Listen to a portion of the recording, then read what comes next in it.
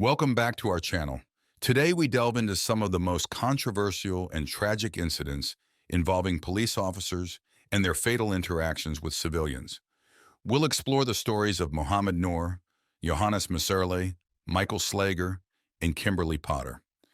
These cases have not only sparked widespread outrage, but also ignited significant discussions on police reform, accountability, and systemic issues within law enforcement. Join us as we navigate the details of these incidents, the ensuing trials, and their lasting impacts on communities and the quest for justice. Mohammed Noor. On July 15, 2017, Justine Demond, a 40-year-old Australian-American woman, was tragically killed by Minneapolis police officer Mohammed Noor. Justine, who had roots in Sydney, Australia, transitioned from a career in veterinary medicine to becoming a spiritual healer and meditation coach. She met and got engaged to Don Demond, a U.S. citizen, in 2014, and they planned to marry in August 2017. Mohammed Noor, born in Somalia on October 20, 1985, was one of the first Somali-American officers in Minneapolis. Despite this groundbreaking role, his brief 21-month tenure was fraught with controversy, including 3 formal complaints and a lawsuit for assault while on duty. Noor's accelerated police training program and prior concerns about his mental fitness for duty further cast doubts on his suitability as an officer. On the night of the incident, Justine called 911 twice to report a possible assault she heard near her home. Officers Noor and Matthew Garrity responded to the low-priority call with their vehicles' lights off. Upon arrival, they found no signs of an assault. As they prepared to leave, Justine approached the driver's side window. Startled by a loud noise, Noor fired his weapon through the open window, striking Justine in the abdomen. She succumbed to her injuries 20 minutes later. The absence of body camera footage left crucial details unclear, fueling public outrage and demands for accountability. In the aftermath, Justine's death sparked international reactions. Vigils and memorials were held in her honor in both Minneapolis and Australia, where even the Prime Minister demanded answers. Investigations began immediately. Noor declined to speak with investigators, and both he and Garrity were placed on administrative leave. Minneapolis Police Chief Johnny Harteau, who was on vacation during the incident, returned to express regret and criticism of Noor's actions. In March 2018, Noor was charged with third-degree murder and second-degree manslaughter. During his trial in April 2019, he was found guilty of both charges and sentenced to 12.5 years in prison. The Somali American Police Association claimed racial bias played a role in his conviction. Noor's appeal to the Minnesota Supreme Court resulted in the reversal of his third-degree murder conviction in September 2021, leading to his resentencing for second-degree manslaughter. He was released in June 2022 after serving part of his sentence. Noor's release was met with mixed reactions, highlighting ongoing tensions and calls for reform in police practices. Johannes Messerle.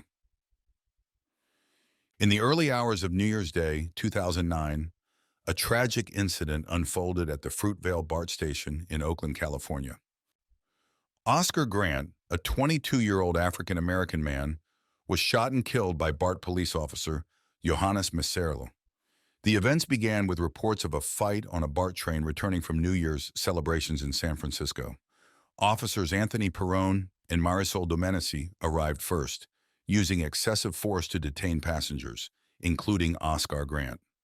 When Messerle arrived, the situation escalated. In an attempt to handcuff Grant, Messerle drew his gun and fatally shot Grant in the back. This incident, captured on bystanders' cell phones, quickly went viral, sparking outrage and demands for justice. Despite being rushed to the hospital, Grant died from his injuries, leaving behind a grieving family and community. Amid the unrest, Messerle was charged with murder and eventually arrested. His trial, moved to Los Angeles due to concerns about impartiality, saw Messerle claim he mistakenly drew his gun instead of his taser.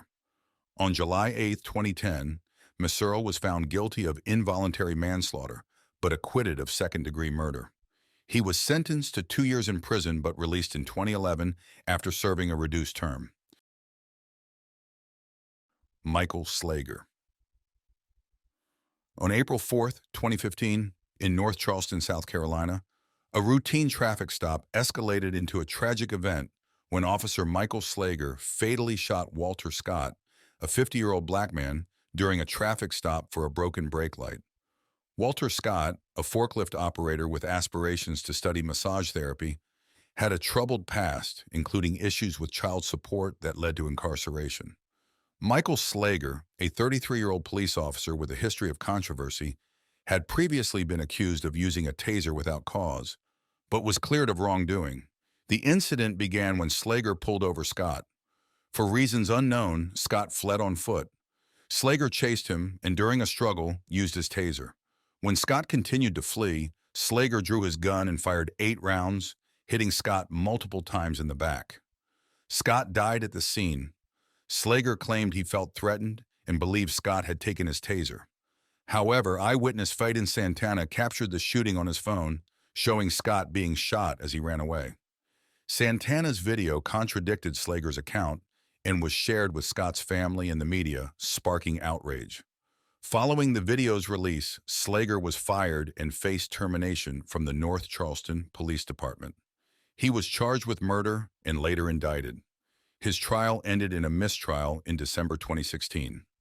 In a federal case, Slager pled guilty to civil rights violations and was sentenced to 20 years in prison in December 2017. He remains incarcerated with an expected release date in 2032.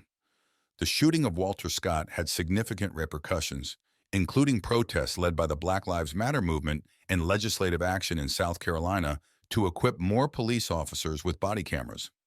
The incident highlighted the urgent need for police reform and accountability. Kimberly Potter. On April 11, 2021, in Brooklyn Center, Minnesota, Dante Wright, a 20-year-old black man, was fatally shot by police officer Kimberly Potter during a traffic stop. This incident sparked nationwide outrage and discussions about police reform. Dante Wright was a young father who had recently moved to Minneapolis from Chicago. He had to drop out of high school due to a learning disability, but worked various jobs to support his son. Kimberly Potter was a veteran police officer with over 2 decades of service in the Brooklyn Center Police Department. The incident began as a routine traffic stop for a minor violation. During the stop, officers discovered Wright had an outstanding warrant and attempted to arrest him. Wright resisted, and Potter, intending to use her taser, mistakenly drew her firearm and shot Wright in the chest.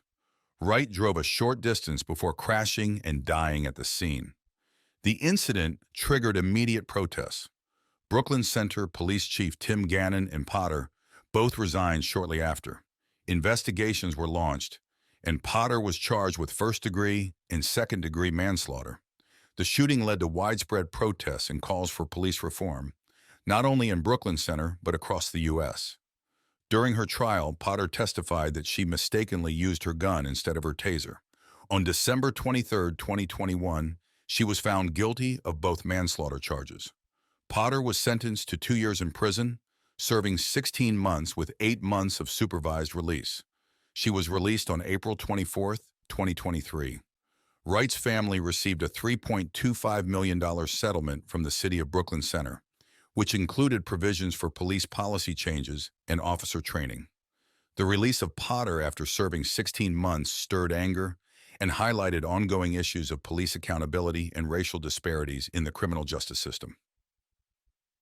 As we wrap up, it's clear that these tragic incidents highlight deep-rooted issues within the policing system and the urgent need for comprehensive reform. The stories of Justine Damon, Oscar Grant, Walter Scott, and Dante Wright are stark reminders of the lives lost and the families forever changed by these events. They also underscore the critical need for accountability and justice. Thank you for watching, and don't forget to like, share, and subscribe for more in-depth discussions on important issues. Stay informed, stay engaged, and let's continue to strive for a better and more just society.